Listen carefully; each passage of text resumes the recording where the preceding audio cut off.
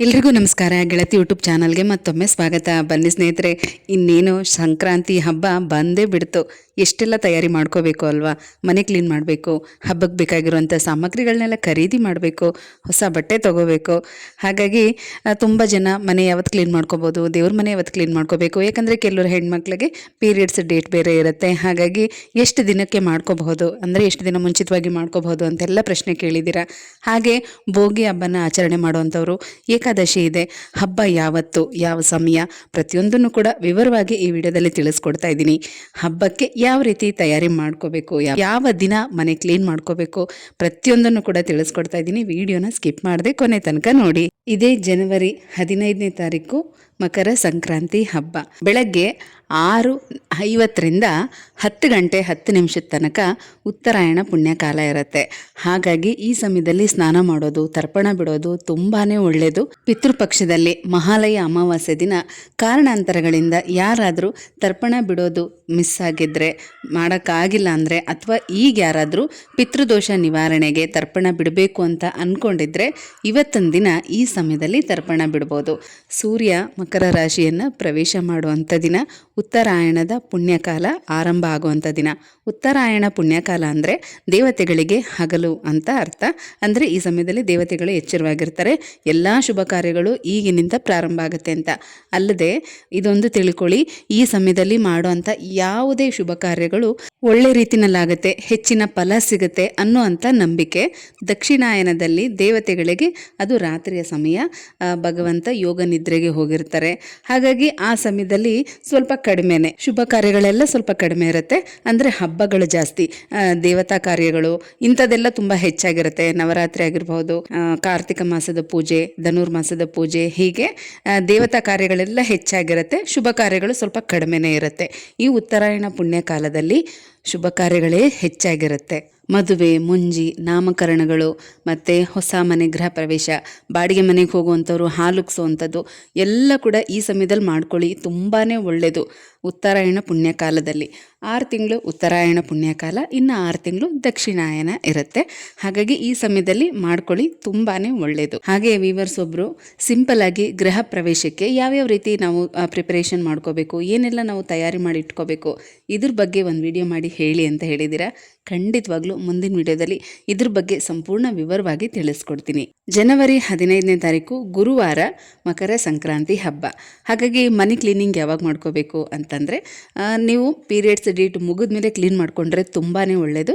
ಅಕಸ್ಮಾತ್ ಹಬ್ಬಕ್ಕೆ ತುಂಬ ಹತ್ತಿರದಲ್ಲಿದೆ, ನಾವು ಕ್ಲೀನ್ ಮಾಡಿಕೊಟ್ರೆ ಮನೇಲಿ ಇರೋರಾದರೂ ಪೂಜೆ ಮಾಡ್ತಾರೆ ಅಂತ ಅನ್ನೋರು ಮುಂಚಿತವಾಗಿ ಮಾಡ್ಕೊಳ್ಳಿ, ಏನೂ ತೊಂದರೆ ಇಲ್ಲ. ಇದೇ ಶನಿವಾರ ಭಾನುವಾರದಿಂದ ನೀವು ಮನೆ ಕ್ಲೀನಿಂಗ್ ಎಲ್ಲ ಶುರು ಮಾಡ್ಕೋಬಹುದು. ಪೂಜಾ ರೂಮ್ ಮಾತ್ರ ಬುಧವಾರ ಕ್ಲೀನ್ ಮಾಡ್ಕೊಳ್ಳಿ. ಬುಧವಾರ ಏಕಾದಶಿ ಕೂಡ ಇರೋದ್ರಿಂದ ಕ್ಲೀನ್ ಮಾಡ್ಕೋಬಹುದು, ಏನೂ ತೊಂದರೆ ಇಲ್ಲ. ಅಲ್ಲದೆ ಭೋಗಿ ಹಬ್ಬನ ಆಚರಣೆ ಮಾಡುವಂಥವ್ರು ಮಂಗಳವಾರ ಮಾಡಬಹುದು, 13ನೇ ತಾರೀಕು. ಅವತ್ತು ಮಾಡೋದಕ್ಕಾಗಲಿಲ್ಲ ಅನ್ನೋರು 14ನೇ ತಾರೀಕು ಕೂಡ ಮಾಡಬಹುದು. ಮನೆಯೆಲ್ಲ ಕ್ಲೀನ್ ಮಾಡಿ ಎಲ್ಲ ಹಳೆ ವಸ್ತುಗಳನ್ನು ಆದಷ್ಟು ಹೊರಗಡೆ ಹಾಕ್ಬಿಡಿ. ಈ ಮುಖಾಂತರ ಮನೇಲಿರುವಂಥ ನೆಗೆಟಿವಿಟಿಯನ್ನು ಹೊರಗಡೆ ಹಾಕಿ. ಭೋಗಿ ಹಬ್ಬದ ಆಚರಣೆ ಕೂಡ ವಿಶೇಷನೇ.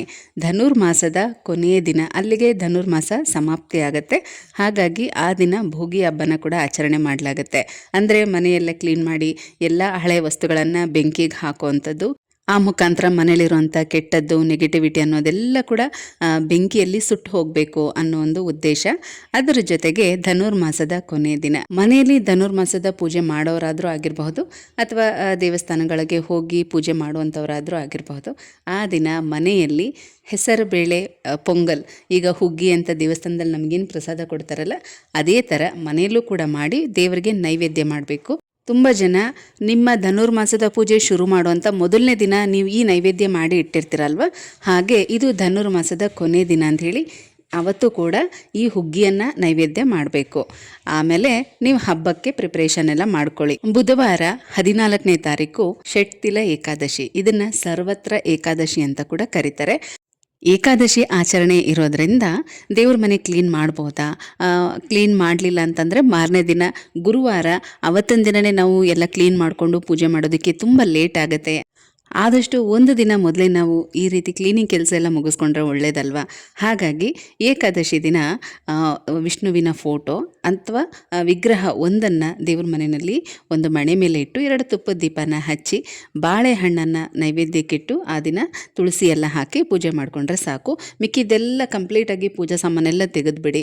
ದೇವ್ರ ಮನೆಯೆಲ್ಲ ಒರೆಸಿ, ಫೋಟೋಗಳೆಲ್ಲ ಒರೆಸಿ, ಬೊಟ್ಟಿಟ್ಟು, ಗೆಜ್ಜೆ ವಸ್ತ್ರ ಹಾಕಿ ಎಲ್ಲನೂ ಕೂಡ ರೆಡಿ ಮಾಡಿ ನೀವು ಈ ರೀತಿ ವಿಷ್ಣುವಿನ ಫೋಟೋ ಮುಂದೆ ಅಥವಾ ವಿಗ್ರಹ ಒಂದನ್ನು ಇಟ್ಕೊಂಡು ಅದ್ರ ಮುಂದೆ 2 ತುಪ್ಪದ ದೀಪ ಹಚ್ಚಿ ಈ ರೀತಿ ಸಿಂಪಲ್ಲಾಗಿ ಪೂಜೆ ಮಾಡಿಕೊಂಡು ಏಕಾದಶಿ ಆಚರಣೆ ಮಾಡ್ಕೊಳ್ಳಿ.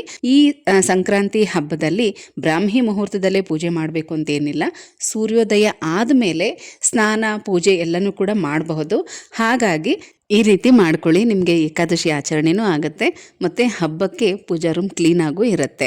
ನಾನು ಆಗಲೇ ಹೇಳಿದಾಗೆ ವಿಷ್ಣುವಿನ ಫೋಟೋ ಅಥವಾ ವಿಗ್ರಹ ಒಂದನ್ನು ಇಟ್ಕೊಂಡು ಮಿಕ್ಕಿದ್ದೆಲ್ಲ ಪೂಜಾ ಸಾಮಗ್ರಿಗಳನ್ನ ತೆಗೆದುಬಿಡಿ.